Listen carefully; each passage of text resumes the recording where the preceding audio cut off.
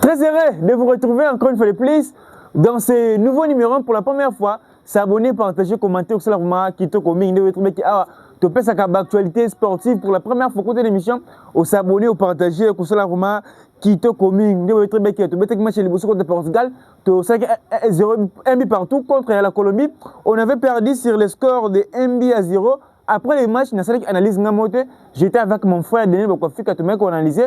Aujourd'hui, moi je suis là pour parler de l'actualité. Les Congolais ne tombera jamais parce qu'après la défaite, je vois il y a des Congolais.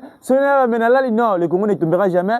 Congolais et Bissau, les Mambo toujours, Congolais, toujours ensemble. Espoir, ils sont toujours. Mais tant que espoir est toujours, tant que la vérité, bon, le toujours critiquer, toujours finir. Non, on est là pour parler.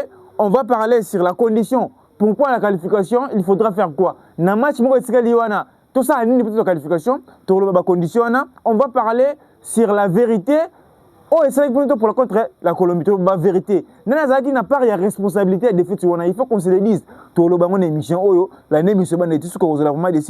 va parler sur le choix et les erreurs de l'entraîneur Sébastien Desabre. Tout ça clair? On va parler sur le choix et les erreurs de l'entraîneur Sébastien Desabre. Ou alors ça là, changement de système de jeu. Est-ce qu'on doit changer le système de jeu? Congolais baza pas seulement na sipenga. Congolais baza pas seulement na bongo na mechak. Est-ce qu'on doit changer le système de jeu contre l'Ouzbékistan? Ce sont des choses qu'on doit développer dans cette émission. Dans ce cas où concerné, pelouse au bas de stade Marty, tout le monde va changer pelouse wana.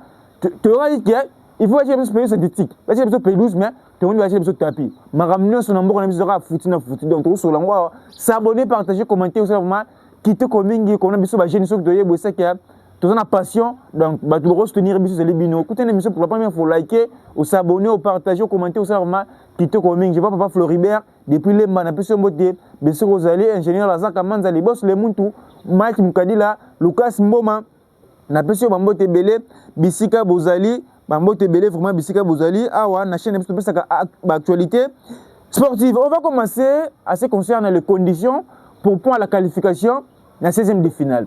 On avait joué les premiers matchs contre le Portugal, tout ça là qui est un but partout, tout ça qui est un point.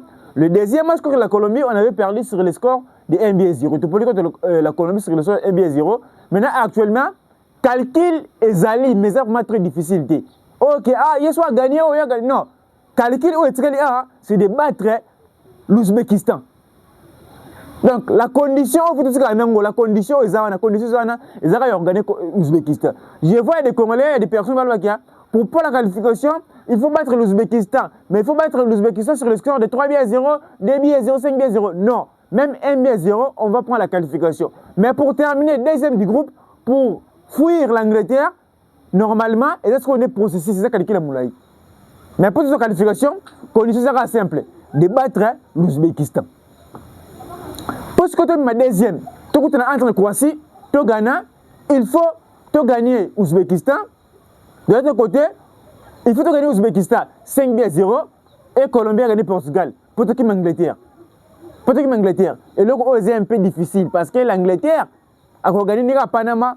Parce que le RDC, je ne pense pas qu'on doit marquer 5 buts contre l'Ouzbékistan. Je ne pense pas aussi que le Portugal doit perdre contre la Colombie. Donc, ton numéro tout, si tu as bien troisième, tu recommettes en Angleterre. Donc, condition pénalisée, la seule condition qui est en place, c'est de battre l'Ouzbékistan. Et là, c'est un peu difficile pour Nabiso. Tant que c'est difficile, par rapport à la manière dont on a joué contre l'Ouzbékistan, la manière dont on a joué contre la Colombie, tout à l'heure, le Portugal, on voit comme si l'entraîneur a préparé un match contre le Portugal. Là, selon mes analyses, je vois que l'entraîneur, il avait préparé juste les matchs contre le Portugal. Parce que, quand tu as Portugal, tu as Moussous, contre la Colombie, tu as Moussous. Parce que le Portugal a un football similaire. Na Danemark. Contre le Danemark, tu sais les 0 partout. On vient contre le Portugal, tu sais nul. Mais contre le Chili, on a un football de Colombie. On avait perdu. Mais si le coach avait préparé le match contre la Colombie, il a se référé au match contre le Chili. Il a se préparé kaka. Attends la match contre le Chili. Il a préparé le match contre la Colombie. Moi, je vois que l'entraîneur n'avait pas préparé le match contre la Colombie. On doit être clair. Le coach n'avait pas préparé le match contre la Colombie. La vérité sur la défaite de la RDC, on doit être clair. C'est l'entraîneur qui est à l'auteur de cette défaite. Sébastien Desabre n'est pas un tacticien. Sébastien Desabre n'est pas un tacticien. Tant que tacticien, Ezamuto a risqué. Pendant match, avant match, pendant match, après match, on doit risquer. Sébastien Desabre n'est pas un tacticien. Moi, j'étais parmi les gens. On doit jouer contre la Colombie avec le système de jeu de 3-5-D. Maintenant, le système de jeu, à travers l'équipe en face, football nous a proposé. Si Sébastien Desabre a été tacticien, dans la deuxième mi-temps, tu dois toucher le système de jeu. Parce que, dans l'émission avant match, je vous avais dit que les points faibles de la Colombie, ils ont qui défense. Tout le monde européen, contre Bissot, les points faibles, c'était la défense. Maintenant, si le coach était tacticien, il avait une bonne vision. Donc, tant que tu as un mi-temps, tu as un système de jeu. Tu as un 4-3-3. Il y a un sacrifice à Mbemba, Mbemba, c'est Campoine. Même à Campoine, c'est que tu as un Mbemba. À sacrifier défenseur, tu as un 4-3-3, à côté de Sipenga, à côté de Michel à Bongonda. Et Sili. Tu as un match, tu as gagné. Parce que les défense, il y a Colombie, ils sont faibles. Mais vu qu'on joue avec 5 méditaires, nos pistons, c'est Maswaku qui avait tout donné. Bissaka, 0-0 dans le match. Bakambu, c'est 0-0. Même si des fois, n'a pas foufou. Avec des joueurs qui sont là, Bakambu et Ouissa, Bakou Kate, normalement, les coachs, s'il avait une bonne vision, s'il était un tacticien, à l'engagement du système de jeu, tout comme on a 4-3-3. On est la vérité. La vérité cachée. On analyse contre la Colombie. Contre la Colombie. Il faut qu'on se le dise. Si l'entraîneur il avait une bonne vision, à l'engagement du système de jeu, tout le monde gagne facilement. À côté de Sipenga. À côté, pour moi, c'est un cas simple. Au ministre de Campoine, au côté de Sipenga. Attends Moukou, attends Meshak, ou bien Bongonda. Oui, c'est que Moupanzi. Bongonda est à côté de Moupanzi. Tu veux sinon, si tu me laisses mettre le bissi, tu vas banza. Mais tout le monde coach, le changement a tout en retard. Alors, sur la décision en retard, et là, comme il me souviens de moi. Et là, comme il me souviens de moi. Mais là, très bien que, Bissot équipe nationale Bissot, même contre l'Algérie, dans la Coupe du Monde, dans la Coupe d'Afrique des Nations, problème de Bissot, ils attaquent, certes, mais le plus grand problème aussi, c'est les milieux de terrain. Balandanga va très bien. Nabi que oui, ils attaquent parce que l'attaquant va marquer. Mais le plus grand problème aussi, c'est les milieux de terrain. Parce qu'on n'a pas un millier et qu'on permettre même Bakambo à mon poto. Ata Banza. Entra Banza pour n'en payer. Ndengmokana Bakambo. Banza c'est le côté. Parce que, je le crois Banza, à côté. Lui, c'est un renard de surface. Tout peut c'est un qui le rebête. Nous, on n'a pas de militaires.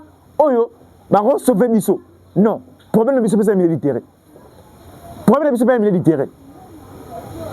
Vous allez remarquer, c'est pour la première fois. C'est pour la première fois. Depuis Sébastien Desabre a comme entraîneur à RDC, Tobimi Simon a 3 militaires titulaires dans le match. On va être titulaire. Tobimi Simon côté pour la première fois. Et donc, il m'a Bimaki, Moussa Abimi, Mouka Abimaki.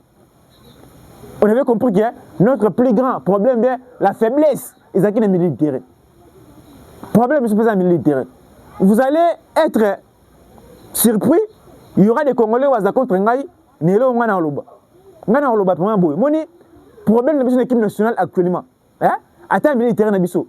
Batebele va surpris, Batebele va mais c'est là mes analyses. Moutoupe, Aza, parmi les grands problèmes de l'équipe de terrain, Nabiso, et Samuel Moutoussani. Et ça, Samuel Moutoussani. C'est tout ça clair. Batebele va contre Ngaï, Batebele va faire Ngaï. Mais moi, je vous dis, ça, Samuel Moutoussani. Parce que Samuel Moutoussani, c'est un 6. Mais les 6, oh, Moutoussani, si ça se met ce n'est pas les 6 oh, bah, jouer à le football OT. Bah, si c'est actuel, bah, c'est l'équipe. Bah, mais Samuel Moutoussani, même si on peut essayer ballon. À Zora Balaboué, à tel ou à tel, c'est un 6 qui n'a pas la créativité. Alors, créativité. C'est aussi un grand problème. Moi, je vous dis que Moutoussami peut avoir un problème dans l'équipe nationale. Vous allez remarquer, dans le match contre la Colombie, quand Moutoussami a bimi, il continue beaucoup. On va piquer le pas contre qui. Tout le monde dit que le football a changé. Nathan Mouké, mais si Moutoussami, il continue beaucoup. Au monde du football a changé qui. Donc Moutoussami peut avoir parmi les problèmes de militaire. Là, moi je vous dis ce qui est vrai. Entraîneur, il faut faire la réunion de l'équipe Mobimba. À chaque joueur. À cette réunion, chaque joueur, poste tenir, on se sentira à l'aise. On va dire, place dans la fédération avec un millier. Quand tu fais poser une question, parce que place où Moutoussami va être 6 ou Moutoussami va être place où surtout Mouché Moukao. Bon, moi, l'équipe de Monsieur Koubet. Poste où Moutoussami va être en équipe A. Surtout Mouché Moukao. Parce que Moukao va être en poste, va être en club. Parce que Moukao, tu vas être le roi ailier. Tu vois, Moukao, ce n'est pas le même Moukao. Avec le roi ailier, ailier droit. Mais Moukao a le même profil, le roi Kamavinga. Kamavinga, c'est un 6. Mais Kassarabalini. Tout ça, Kassarabalini, a la création. Il faut travailler sur Yango. Mon place, c'est que ça m'a abéta Rwana. Bacha, Moukao. Bon, moi, on est au bêta. On a pour Nangaï. L'équipe de Sonabiso, Moutouazo, Boumam, c'est un militaire et ça, Moutoussani. Moutoussani, c'est un 6 à créer à rater. On a préféré Piquel. Même à ta nous, ça dit que na Moutoussami. Actuellement, je préfère Piquel. Même entrer à Piquel contre le Portugal, entrer à Piquel contre le Danemark, entrer à Piquel contre la Colombie. Tout le monde a Piquel, c'est un 6 mais c'est projeté. On a green terrain, on a la force, on a la détermination, c'est projeté. Mais avec Moutoussami, ce n'est pas le cas. Au Zabalomoué, place européenne, ça passe, il faut le causer une source. Et c'est la vérité, on n'est pas là pour critiquer. Mais on dit ce qui est vrai. On avait perdu contre la Colombie. Certes, tant que des Congolais, tu as lancé un message à bien, tu as comme c'est ça l'analyse, pour te gagner aux Ouzbékistan sur qualification. Mais on doit dire Babiloko et Simba quitté, pas bon, c'est Simba contre l'Ouzbékistan. C'est ça, mais là, on va venir en Wana. Mais là, on va venir en Wana. Moi, je vous dis ce qui est vrai. Contre la Colombie, on a besoin militaire. On a besoin de militaire. Moi, quand on a militaire, Mitaraka, c'est quoi une vision bien? Alinga Misata Moutoussami. Ce que mon a acheté un système de G à Obama, Alinga Misata Moutoussami. À côté de Mboukou. À Mboukou Abeta. Parce que, tant qu'on a mis un Moukao. Parce que Moukao, c'est le seul joueur créateur en équipe nationale. Au Bimisi Moukao. Au côté, Sadiki, lui, c'est purement défensif. Totikal ne doka imbe, Moutoussami, non, Sadiki à côté. Babisi Moukao. Après, Bimisi Moukao, Bimisi et doka imbe, au côté Piquel. Équipe Mbetrika est 6. Au moins, Piquel, c'est projeté moi, Liboso. Maintenant, Moutoussami Abimi, beaucoup c'est un joueur, on va le roi 10. Tout le monde entraîne. C'est le seul joueur qui a drillé frappe. Entraîne, tout le monde marqué. Mais ce qui est ma décision, avant, au moins tu vas gagner Colombie, moi tu vas perdre. Parce que peu importe si la Colombie a frappé, nous on avait beaucoup de chances de gagner la Colombie. C'était l'entraîneur qui avait zappé. C'est l'entraîneur qui a la part des responsabilités sur cette défaite. Les choix par exemple. On joue un match, tout le monde pourquoi le seul même joueur à Betakaka? Et c'est le coup de Mona, et puis ça, oui, c'est blessé à Kinshasa contre le Sénégal. Oui, c'est l'Embinaï. Mais ça, oui, ça. Contre-attaque, oui, c'est Ngoulouma, ça blessure.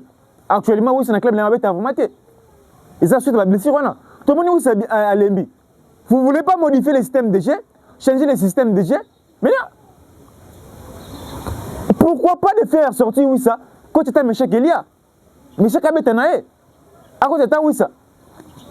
Rien. C'est passé les sabres et le côté.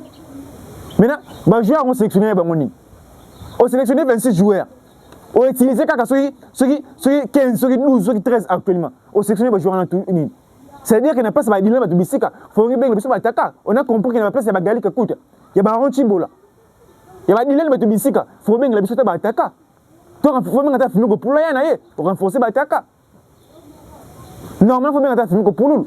Na place au binga biso ba dino bisika parce que tous ça ba jouer tona bango important c'est na mozo monde naté comme ni monde ba kenane ki moza prête la Côte d'Ivoire match liboso atie wa comme 9 abanisi Nicolas Pepe deuxième match abeti Boni ou Inter Milan comme 9 abanisi Amad Diallo équipe type nezaté tous les joueurs ont na ban on a terrain bango to ba fort tout le monde contre l'Équateur, Côte d'Ivoire, avec Sekinani. Amad Diallo, Guy Doué, contre la Côte d'Ivoire, contre l'Allemagne, avec Wilfried Singo. Équipe sera bien. On va remplacer ça fort, on va remplacer ça fort. Tout ça, c'est égalité.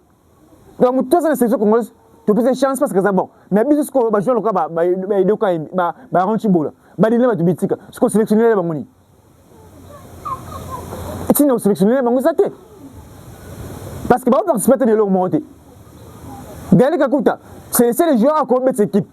Ceux qui ont cette équipe, au Bengal Kini, il faut bien attendre ma gomme. Tout le bateau, tu vas déconner. Mais si tu as un Congomani, tu vas bien que peut-être gagner comme une mise passe. Mais moi, on est on a plus à la cas. Moi, on est à la cas. Angleterre, ça ils ont partout. Na Ghana. Ils ont qui cité, ils ont ballon. Ils ont ballon. Coach ne bango yebiki ah ndebo yindi. Na ça la bonne système de jeu. Cap Vert. Na rigoué. Coach ne bango ah yindi na changer bout. Mais Bisso, c'est l'entraîneur. Et de l'autre côté, on avait bien joué. On doit féliciter la performance des gars de l'année passée. Mais de l'autre côté, l'entraîneur Azapaki. Dans le match, on a vraiment entraîneur Azapaki pour Otoroba. En bref, il y a un entraîneur. Parce que le entraîneur, il n'est pas un tacticien. Parce que s'il était un tacticien, il y a un système de jeu. Alors, changement, il faut cela avant. Moi, football, on est en Coupe du Monde. Tout c'est la raté qui est. Alors, tu vas bien dit. Ah, tu vas te non. Finir la Coupe du Monde 2022. La première mi-temps. Babimisa, Dembélé, les Français ont Dembélé. Asa Dembélé, ce qui est dans le monde. À côté de Colomboani, na 16. Babongisa match. Plus de munitions simbité. Attends la 10 premières minutes. Bimisa joueur en côté de Moussous. Ils ont bien Moussou entraîné à Batindi Yangona. Football les a raté qui est abeta kaka. Parce qu'il y a des non. Oui, c'est le Bimisa à côté de Moussous. Bah, mais chaque fois, pour pas jouer, on va manifester. Mais choqué Bango. Si vous ne voulez pas modifier le système de jeu, bah, jouer Moussou Bango. Quand ça Bango, quand ça va jouer le là, bah, mais chaque fois, bah, jouer moi en Bango. Équipe le là, Colombie. So, c'est là que le système de jeu. La défense ne va pas m'abéwana. Alors, si bien à côté. Bon, moi, à côté, bien, mais chaque côté. Bah, l'ingé balala. Mais avec vous, ce n'était pas le cas. Avec vous, ce n'était pas le cas. Donc, c'est passé de ça pour le match. On a Bérard Inaïf, vraiment. Il y a Goana. Maintenant, on va parler sur le système, le changement de système de jeu. Il y a des Congolais actuellement. Bazo s'est posé la question est-ce qu'on doit changer le système de jeu? Est-ce qu'on doit faire la continuité avec le système de jeu? Pour moi, Ira Maoussa, on doit modifier le système de jeu. On peut jouer avec 4D. Des avant-centres, 4 médiateurs, 4 défenseurs. Tout sacrifié comme poids. Tout sacrifié comme poids. Tu mets 4 médiateurs, tu mets 4 tata, Mouka, attends, Moutousami, tu mets côté Méchec, attends, côté Bongon, des avant-centres. Belé, les bisous, bête. Peut-être qu'il y a un peu de bête. Chose à bête. Il y a contre l'Ouzbékistan. Le code doit aligner une équipe où ils sont purement offensive. Pour foutre le code de chat. L'Ouzbékistan, les équipements sont négligés. Parce qu'il y a pour le match de Liboso. Après le match de Mbalé. Alors, l'ingénieur, on a payé une Sony qui a pour gagner le match numéro 2. Alors, il y a une force, une détermination. Ils ont gagné Bissou parce qu'on a un point contre Bissou cette année. Mais Bissou, tu as une ligne, nous, c'est obligatoirement de gagner contre l'Ouzbékistan. Et quand tu fais l'équipe, ils sont purement offensive. Quand tu as besoin d'équipement défensif, comme on a vu ça l'ennemi, pourquoi ça va jouer encore bakangaka. Tu as tout ça, mais on va purement défensive. Problème c'est moi besoin de moi. Tu as 5 défenseurs. Au même c'est Doka MB. Quand tu as beaucoup bien avant, on va peut-être tout ça. Au côté sous au côté sous nous ça dit purement défensive. Mais l'entraîneur a besoin de moi. Ce sont des choses qu'un entraîneur doit travailler sur ça. Il doit vraiment travailler sur ça. Contre l'Ouzbékistan, c'est victoire ou rien. Même si on perd contre l'Angleterre, on va perdre. C'est pas grave. Nous, l'objectif, c'est gagner l'Ouzbékistan. Si on n'arrive pas à gagner l'Ouzbékistan, moi, je vous dis ce qui est vrai. Si c'est des sabres, on est en danger, on est contraint. Parce que si on n'arrive pas à gagner l'Ouzbékistan, est-ce que même la 4 2027, on gagne Banane? Est-ce que tu as une équipe qui a cassé de gagner l'Ouzbékistan? Parce que l'Ouzbékistan, Portugal a gagné, Colombie a gagné. Mais si tu as fait tout ça à 3 bidets. Mais on n'a pas habitué comme ma tête. Et comme ma tête, moi, 1 à 0, bien défenseur. Quand tu fais cette équipe, on a Ouzbékistan en difficulté. Tu gagnes Ouzbékistan. toute la qualification. Mais si c'était que il faut 3 buts, tu as 4 buts pour toute la qualification. Non. Nous, c'est juste que tu as 1 but à 0. Tu as gagné l'Ouzbékistan sur la qualification. Nous ne sommes pas. Place malheureusement Sénégal avant la qualification, il faut gagner sur un quart à 3 buts. Mais sur 1 but à 0 toute la qualification. Mais au moins, contre l'Ouzbékistan, et comme la Bissau n'a pas 6 millions. Il s'est dit qu'il faut entraîner, il faut travailler sur rien. Tant qu'il faut une grande nation, et c'est que une grande nation, non, grande nation, c'est la j'ai proposé. Dans la classement, il faut battre la pêche, vous proposer. Normalement, ça va bon. Ce que je peux vous dire en bref, parce que après le match, on a besoin d'une analyse. Donc, on a un point de vue analyste et après moi, je vais revenir. Mouzaki, vraiment responsable de la défaite, c'est l'entraîneur. Quand tu as risqué raté, contre l'Algérie, dans la Coupe des Nations, tout le monde est au ciel. Il met le défenseur algérien en difficulté. Tout le monde est quand c'est scindé, au côté scindé. Au Tiki n'a eu aucun kaboul. Si vous avez Bissobi. Jouer en tout cas sélectionneur, c'est important. Même les Bibo, même quand tu joues à Moussous. À cette éternalité. C'est-à-dire que quand vous sommes à 0-0, vous sommes à terrain. Au moins que vous me rappelez, tout le monde est à beaucoup. C'est-à-dire que le match, vous avez dit offensivement, tu as raté. Les défenseurs ne sont pas bien. Mais c'est un tout ça, mais on a cette éternalité. Bimi ça écoute jouer Moussous. Tu mets équipe, tu mets maintenant tout Chabi. Tu mets ta rate trop défensif, mais tu subir. Équipe adverse peut subir. Bah on kabisa toye. Biso kwa to subir kaka. Ba yomba défenseur na so ba olemba. Ba memba wana ba tonze be on fait féliciter bango. Ba campo di wana. Ba beta. Ba qui trop fatigué. Ba mutu ko mpasi. Coup de chapeau à vous parce qu'il avait tout donné, il a tout donné dans les matchs. Ba militaire ba on empêche même pas. Ba défenseur ba taka adverse va frapper. Toi aussi que le bango va frapper na bango ba biso tala bango. Green Town est athée. Mais sûr, tu es peut-être côté Portugal, avec le même système de jeu, tu es non de la Colombie. Même si la Colombie n'est pas le Portugal, mais on comprend que le coach n'avait pas préparé les matchs contre la Colombie. Le coach n'avait pas préparé les matchs contre la Colombie. S'il avait préparé les matchs contre la Colombie, je ne pense pas qu'on allait perdre ces matchs. Tu vas gagner 1-0. Dans le match où tu étais contre la Colombie. Donc actuellement, tu as focalisé dans le match où tu contre l'Ouzbékistan. Parce que contre l'Ouzbékistan, ceux qui te poli, tu as vraiment éliminé. Tu as éliminé. Mais si tu as gagné au 5 non, à 1-0, tu as qualifié. Tu as match de l'Ouzbékistan sérieux, tu as gagné l'Ouzbékistan. Parce que l'Ouzbékistan, il y a un état d'esprit qui va gagner parce que Bango n'a 0 point. Donc on va jouer avec l'état d'esprit de gagner. Coach, il faut avoir un système de jeu. Il faut un système de jeu où tu as purement offensif et permettre de marquer. De la même manière, lorsqu'on joue contre le Botswana, avec l'état d'esprit de gagner sur les 3, prototype Algérie. Tu bête tu gagnes trop bien 0 quand tu bête équipe qui trop offensif soit moi ni moi bête ba mayele bête ba joueur ba chaka tu bête ba sipeng ba joueur ba perkitaka. Donc s'il va changer retourner avec le système de jeu, il y a 4-3-3, pour nous c'est pas un problème. On doit même jouer avec 4-3-3, tu vas 4-3-3 nous attaquer ba marquer tant que nous ba attaquer ba mériter ka bino ba boyaki ba ndeko critiquer ba no finga biso. Mais actuellement si vous voulez que tu sois 4-3-3, tu bête ba méchant, tu bête ba bongo, tu bête tout à haut et ça contre l'Ouzbékistan, tu as gagné. Tu as gagné parce que, autrement, c'est des athées. L'objectif est de gagner dans la phase des poules.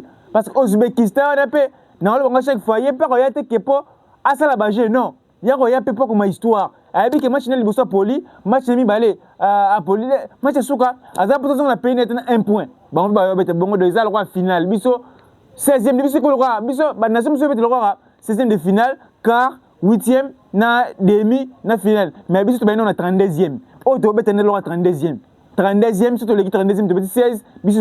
Quand l'Ouzbékistan aura 32e de finale, donc biso de bandé au polo Lumwe, et bien déjà contre l'Ouzbékistan. Donc on doit jouer avec l'état d'esprit de guerrier, l'état d'esprit de gagnant pour gagner, pour montrer un très bon football et gagner plein de musique. Parce que nous sommes tous il y a des Congolais qui comprennent Makambo. Sans ces verses, mais nous critiquer, non. Nous on est là, tu as Congolais solo. Comme cette équipe nationale, pour gagner l'Ouzbékistan, tu es en Angleterre. Mais oh tout ce que le bas c'est la vérité oh faut le bas parce que oh c'est passé de ça après ça là que oh c'est passé de ça ça là azo a tiré les leçons les leçons une fois a tchana mutu na que football est des questions ni football est méritocratie joueur aux mérité faut compter c'est aussi maté modifier changer c'est bilo entraîner c'est passé de ça il faut être en bonne disposition raison pour laquelle on était là pour parler pour dire ce qui est vrai oh a que bon ça quand Ouzbékistan tu gagner tu qui vraiment musica parce que il y a des Congolais dans les papiers, Ouzbékistan c'est favori, Ouzbékistan gagne Argentine, Ouzbékistan gagne. On n'est pas là-bas. Soit Ouzbékistan gagne Argentine. Et là c'est qu'il y a un esprit qui a n'est pas que Ouzbékistan c'est bien parce que Ouzbékistan gagne Argentine. Non, le Maroc qui a na Brésil Brésil a gagné la Colombie, Brésil a gagné la France. Mais comment l'Ouzbékistan ou bien pardon, le Brésil aura maintenant bango sans complexe politique on est athée. Mais biso politique on est allé. Mais si tu as en difficulté, dire que tu es un peu faible, tu as Ouzbékistan, Azamaka a gagné la banane, pardon, Colombie a gagné la banane, Colombie, non, Uruguay a gagné la France, a gagné la Colombie, mais le Cap Vert a débit partout, tout le Basconi, tout le Bani. Donc tout le monde la politique, tout le monde la Macambouana. Nous, on était qualifiés pour jouer. Équipe qui est qualifiée dans la Coupe du Monde, les équipes avec l'objectif d'aller très loin. Avec l'objectif d'aller très loin. Donc, Bisso est prévu de matin, deuxième matin, premier, mais c'est pratiquement impossible. Tu as ma premier. Pour ma deuxième, il faut tout gagner. Ouzbékistan 5-0, Colombie a gagné Portugal. Mission est un peu compliqué pour Nabisso. Donc, tout peut arriver. Tu mets maintenant Ouzbékistan, tu gagnes Ouzbékistan, ça 5 à 1, tu as qualifié, tu as en Angleterre. Peut-être après, que la qualification en difficulté, Jean Nabisso, conscience saison, moi, quand tu perds au bon sabilo, Moussou, pour que vraiment Moussika, autre que le bref, il y a un Gowana, on va jouer contre l'Ouzbékistan le 28 à partir de 1h30, 0h30, heure de Kinshasa. Donc dimanche, dans 0h30, RDC va battre contre l'Ouzbékistan. Comme d'habitude, tu auras la tête. Parce que contre la Colombie, je ne sais pas, c'est pour la première fois. Pongi pour mes athées. Pongi zate. Natal herbe. Pongi zate. Machika. Tu peux taper boye to poli. De la même manière contre l'Ouzbékistan aussi, tu auras la tête. 1h, 0h, tu auras la tête. Tu as équipe nationale biso, tu as une bêta pour te vraiment gagner tout que les musiques ou cela vraiment qui te commingi 1h, 0h30. R ya Kinshasa. R match on est allé contre l'Ouzbékistan le 28 R de Kinshasa. Pour terminer, on va parler à ce qui concerne situation, il y a stade des martyrs. Parce que tu as vu que le bagnon soit, mais on ne peut jamais oublier situation où ils allaient dans le stade des martyrs. Tu as vu qu'il y a quelques jours, quelques mois, pardon, communiqué qu'il y a dans le stade des martyrs, on a renouvelé pelouse. Pelouse synthétique. Parce que pelouse, on est à la casa, ils ont tapis. Parce que dans le football moderne, même les joueurs, ils ont un peu de difficulté. Ceux qui ont été martyrs, tapis, ils ont synthétique. Ils ont pelouse, ils ont tapis. Tout le monde a communiqué avec le gestionnaire à Stade des Martyrs, le chef de Doudou est tombé. C'est lui le gestionnaire à Stade des Martyrs. Il avait communiqué qu'il y aura la pelouse synthétique. Oh, genre, oh, où tu as rapport, mais tout le monde, les tapis, on est acquis, on est sur les c'est quand même tapis. Tout le monde va tapis, mais tu tapis, on est allé. Est-ce que ça va bien? Ils ont bien été. Et ça, actuellement, tous ont été influencés bien, oubliés pour RDC peut-être du monde. Non, ce sont des vérités photos là-bas. Bah, autorité n'a pas de bon fort. Football, il fait quoi la biso bon. Et c'est que football est tout un bon siriango. Bah, on va aller bon trop. Ça des martyrs on a, bah on est bon trop.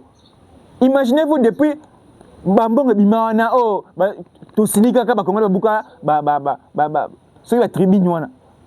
Bah, qui tu wana? Si les lots est bon à rater. Et ça, la maté. Tout le monde est athée. Non. Non. Bon, nous sommes dirigés par des autorités de mauvaise qualité. Imaginez-vous. Tout le monde maquette, c'est bimi que stade, il y a 40 000 places. Dans Sainte-Thérèse. Tout le monde maquette. Ah, stade des Akito, quoi. Stade ici, là, stade, il y a 7 000 places. Maintenant, tout le banin. Tout le banin.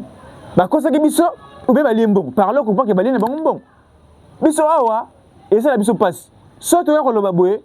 Bon tenir biso regarder que ah bino ninko loba ko finga autorité to finga te to critiquer te to la vérité surtout nous ici na HMD Sport to la vérité to finga te to critiquer to la vérité Parce que moi, quand on a vu ça dirigé par Congolais, pas de mauvaise qualité. Il y a des autorités actuellement, on focus kaka une équipe nationale. Mais équipe nationale, peu comme équipe nationale, on cherche les militaires. Ce qui peut équipe championnat bien, Mamouté et Simba. Maintenant, championnat est bien lorsque nous avons des bons stades. Il y a des joueurs actuellement, il y a des stades, il y a des terrains. Au championnat, c'est Betamaka, c'est Botali Bokolila. Mais lorsque tout le monde action bien, pour continuer le travail, c'est pas bien ce qui se passe en RDC. Ce qui se passe en RDC, c'est pas bien. Actuellement, il y a des personnes qui sont focalisées dans le contre l'Ouzbékistan, contre contre l'Angleterre, contre Nan. Mais, si tu as un Kinshasa, un Congo, tout ça, tout le monde. Tu as n'importe quoi, tu as un ligne de foot. Tu as la Ligue, tu as la Liga, tu as la Serie A, tu as la Angobiso, tu as la Scobiso, championnat de foot lobby.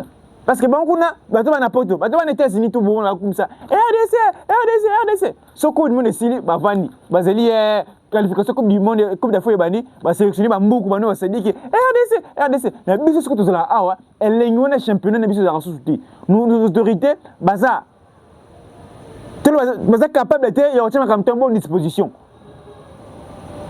Baza capable d'être une bonne disposition. Baza capable d'être une bonne disposition s'il s'agit de la Coupe du monde, il y a Coupe d'équipe nationale. Parce que tapis on a ça des martyrs, je ne pense pas qu'il y ait pour Batiango et que 10 millions ou bien 5 millions. Je ne pense pas. Moi je ne pense pas. Mais jusqu'à présent, beaucoup de gens mis les acquis aux arrêts. Pourquoi? La raison. Dans ces pays, Moutouma a détourné 80 millions. Lui seul a détourné un peu. Bossambissier Boué a baissé un mois pour Bimi. Maintenant, pour mettre la pelouse, ils ont correspondre à la norme. Ils ont correspondre parce qu'il y a récemment même Sébastien de Saba déclaré sur Yango. C'est tout un problème. C'est honteux ce qui se passe en RDC. C'est honteux ce qui se passe en RDC. Imaginez-vous, on avait l'idée, on n'avait pas, le ministre des Sports avait l'idée d'organiser la Coupe du Monde. Même le président de la République Coupe d'Afrique 2029. Dans un pays sérieux, autrement Tolini Mboka, organiser une compétition comme la CAN, tu as qu'on rêve qu'organiser en 2029.